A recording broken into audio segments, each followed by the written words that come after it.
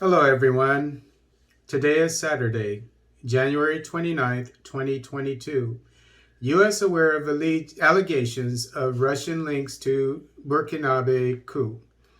This article is taken from Africa Newsnet. Reports that Russia is connected to this week's coup in Burkina Faso have made their way to the Pentagon, though U.S. defense officials declined to say whether the allegations have merit. Burkina soldiers went on national television late Monday announcing they had deposed President Roch Kabore due to the continuous deterioration of the security situation, which threatens the very foundations of our nation. A day later, Alexander Ivanov, the official representative of Russian military trainers in the Central African Republic, issued a statement offering training to the Burkina Faso military. The CAR has been employing mercenaries with Russia's Wagner Group to help with the security since 2017. The Department of Defense is aware of the allegations that the Russian-backed Wagner Group may have been a force behind the military takeover in Burkina Faso. Cindy King, a Defense Department spokesperson, told Voice of America Thursday. But the Pentagon stopped short of saying whether the allegations are true. We cannot speak to these reports or any potential factors that led to this event, King said of Monday's coup. We support the State Department's call for the Burkina Faso armed forces to respect Burkina Faso's constitution and civilian leadership, she said.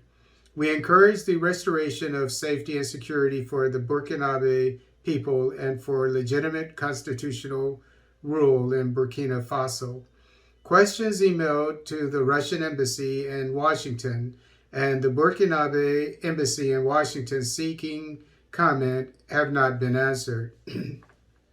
The Daily Beast first reported the allegations that Wagner was tied to the coup in Burkina Faso earlier this week, citing sources close to the deposed president as saying his final acts in office were to oppose requests by the Burkina Faso military to hire Wagner.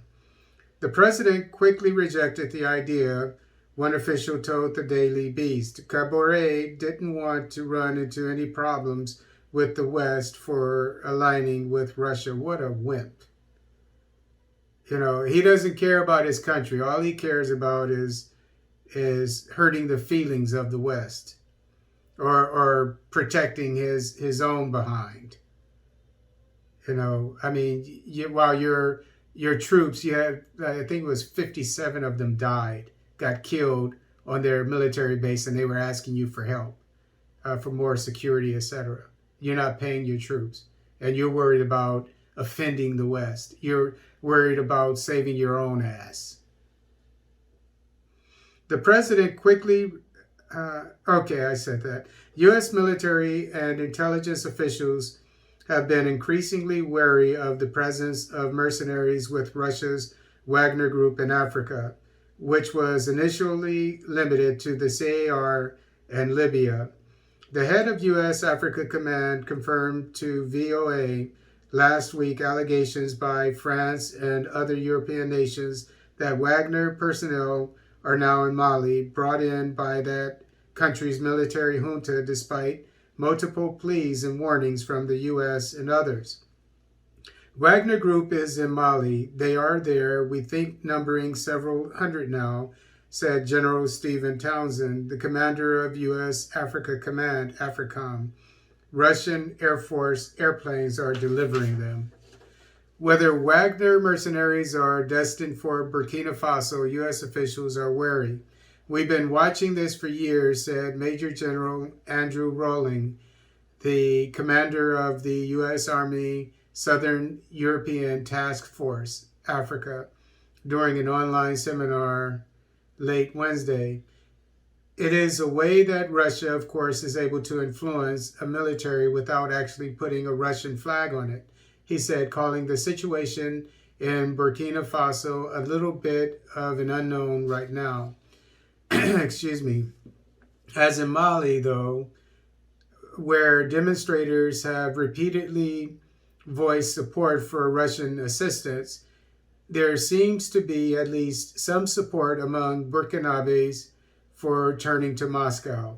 Speakers at a rally of about 1,000 people earlier this week in Ouagadougou, the capital, repeatedly called for Russian military intervention. U.S. forces have been supporting Burkinabe forces through several initiatives over the past several years as the country has battled extremists aligned both with Al-Qaeda and the Islamic State terror group. Obviously, it hasn't been working. Earlier this week, the Pentagon said it was reviewing the situation in Burkina Faso and the impact on relations with the U.S. military going forward. Separately, U.S. Ambassador to Burkina Faso, Sandra Clark, told VOA that should the Burkinabe military install its own leader, Washington could cut support to the country. And as we all know, the leaders of the juntas in the Sahel could care less about the West giving its support or approving of its way of government because they've had enough.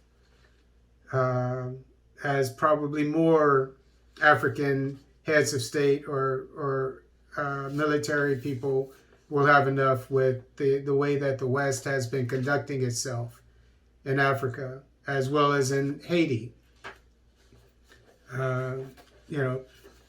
Pretending to provide security or to help with the security situation to defeat the insurgency, yet the insurgency continues. That's what is the status quo when the West is in charge of the security situation in African nations that have insurgencies.